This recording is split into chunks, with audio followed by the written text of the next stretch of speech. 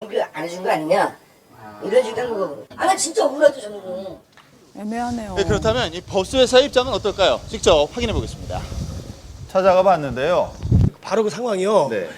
뭐 급제동을 했다든가 급출발을 했다든가 그러면 어떤 뭐 반동에 의해서 이렇게 할 수도 있는 상황이 될 수도 있어요. 사람이니까. 근데 이 넘어질 때 이 상황은 아무런 문제 없이 그대로 주행 중이었는데 그렇습니다. 버스회사 측에서는 남자의 고의성을 주장하는데요. 그 이유는 사고 당시 버스는 시속 52km로 달리고 있었고 주행 중 특별한 사항은 찾아볼 수가 없기 때문입니다. 그렇다면 남자가 아무 의심 없이 잡았다가 사고를 당했다는 의자는 어떻게 된 것일까요? 저 뒤에 앉아서 이 의자가 흔들린다는 거를 수없이 봤을 거예요. 이 의자가 흔들린다는 거를 알고 있는 상황이란 말입니다. 지금. 1시간 동안이나 탔었고 사람들이 그렇게 많이 있었고 그걸 잡은 사람들도 있었을 그 사람들도 아니, 잡은 사람 없었어요. 잡은 사람 없었어요. 왜? 자, 보세요. 그래서 CCTV 원본을 좀 더 살펴보기로 했는데요. 자, 사고 발생 전입니다. 다른 승객이 의자 등받이를 흔들어 보는 모습을 확인할 수 있었습니다. 남자가 넘어졌을 당시 바로 뒤에서 그 모습을 지켜봤다는 한 목격자를 직접 만났는데요.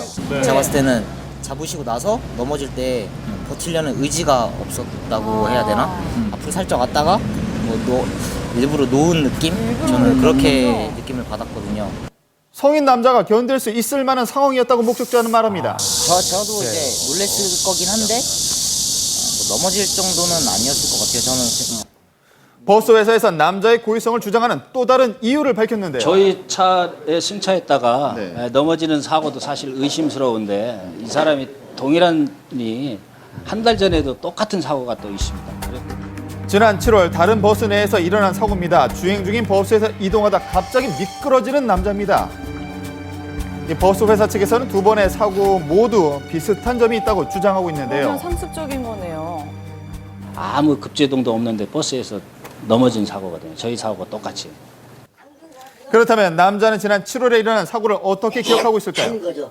하다 가뜩 나오니까 틀면서 했는 건데 나는 팍 잡아버린 거야. 저쪽부터 돈 계산대 정말 사비어 쭉 밀려가지고 어깨에 팍 다 붙였죠. 급정거로 인해 큰 충격을 받았다는 또 남자. 회사 입장은 어떤 입장이신 거예요? 자연 감속되는 상황에서 그러니까 차에 그 멈춤이 없는 상이잖아요. 그런 상황에서 몸이 앞으로 이렇게 슬라이딩 한 3, 4m를 날아갈 수 있을 정도의 그런 관성이 나올 수가 없거든요. 관성의 법칙이 일부러 적용 안 되는 보상을 네. 바라고 이렇게 일부러 하시는 분에게 우리가 억울하게 당했다는 느낌을 계속 갖고 있죠. 한 달 간격으로 일어난 두 번의 사고. 전문가가 영상 분석을 의뢰해봤습니다.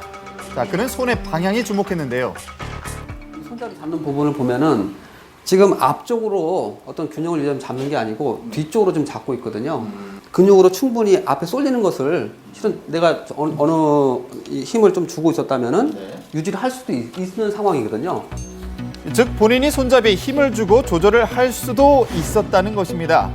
7월에 발생한 또 다른 사고 영상의 분석 결과는 손잡이가 어느 정도 움직이지 않습니까?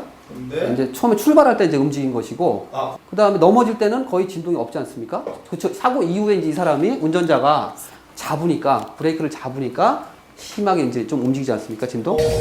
네, 정말 넘어지고 나서의 손잡이가 흔들리고 있는데요.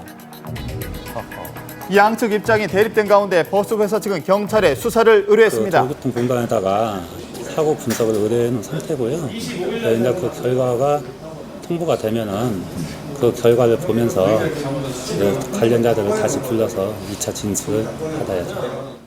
이렇듯 버스 안에서의 안전사고는 그 고의성을 판가름하기가 어렵습니다. 그런데 최근 택시나 버스를 상대로 상습 공갈을 해온 피의자가 검거됐습니다. 문 밖에 서 있는 남자를 주목해 주시기 바랍니다. 다른 승객이 모두 탈 때까지 기다렸다가 자 문이 닫힐 때 손을 갖다 댑니다. 자, 일명 손목치기 수법인데요. 이 문틈으로 일부러 손을 넣어서 보상금을 요구했다고 합니다. 문이 닫힐 때까지 기다리는 거예요. 자, 그러다가 이제 넣는 거죠. 그렇죠.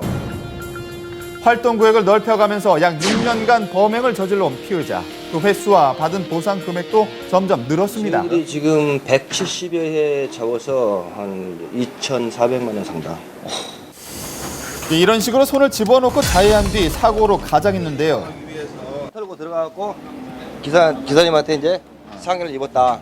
이런 식으로 이제 얘기를 하는 거죠.